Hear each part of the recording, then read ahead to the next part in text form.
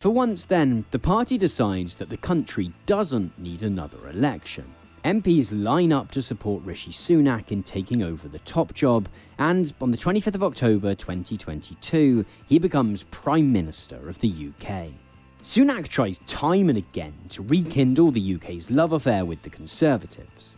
At the beginning of 2023, he makes 5 promises to the British people, mostly based on getting the economy moving again. Nevertheless, progress on these is patchy.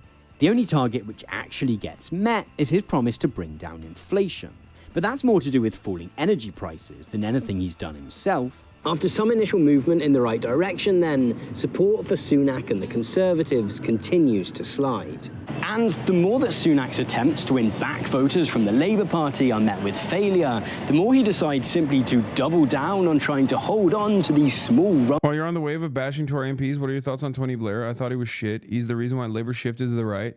And also, he unabashedly supported the Iraq War. But his historical rankings by political scientists is actually very high. Yeah, because political scientists are fucking stupid. They love a fucking centrist, especially coming from, like, the left. Yeah.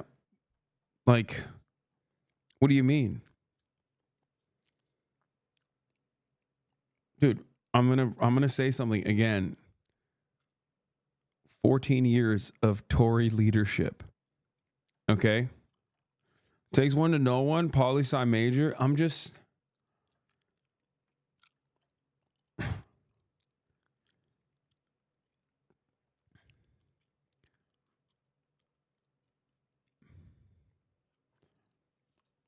from the voters that his party has retained.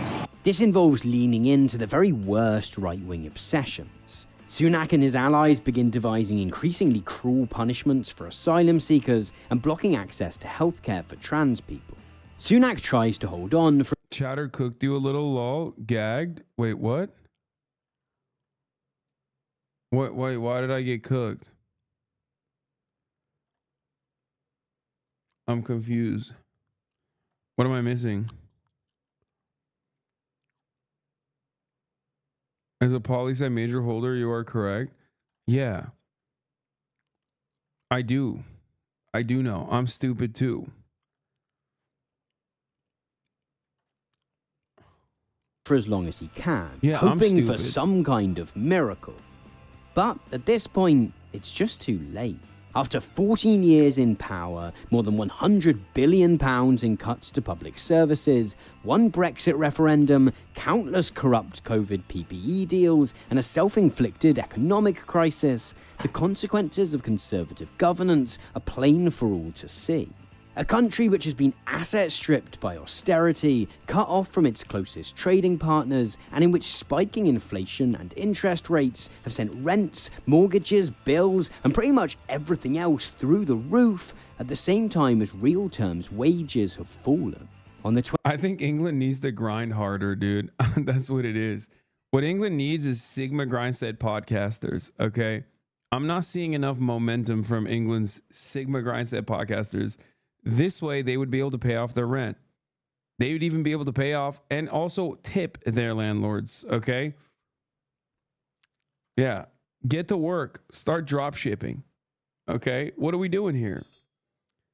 Yeah, oh, rent went up. What are you going to do? Not fucking live in a house? You have to.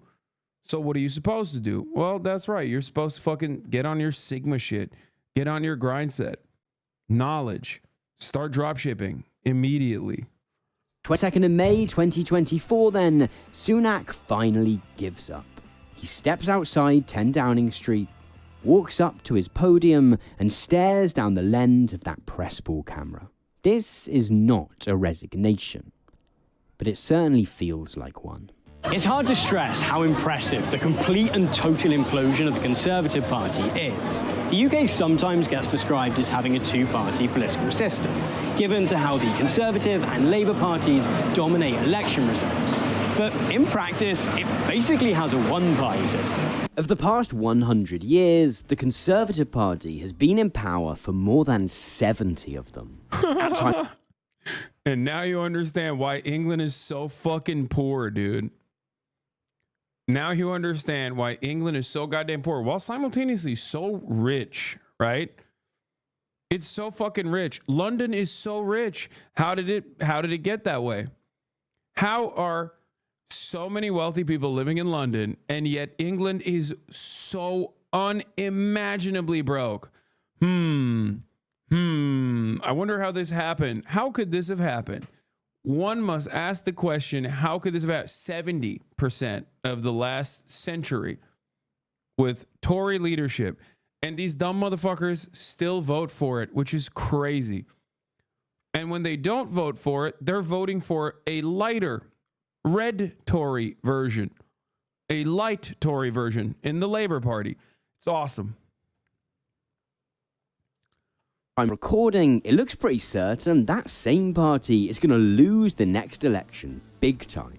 Perhaps that's already happened by the time you're watching this video, but whether the party eventually bounces back from that defeat or not, the experiments they've inflicted on the country have left damage which will last a long time.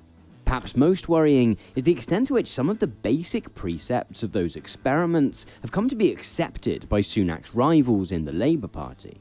On the 4th of July, it looks very likely that it will be Labour leader Keir Starmer walking into 10 Downing Street as the new Prime Minister.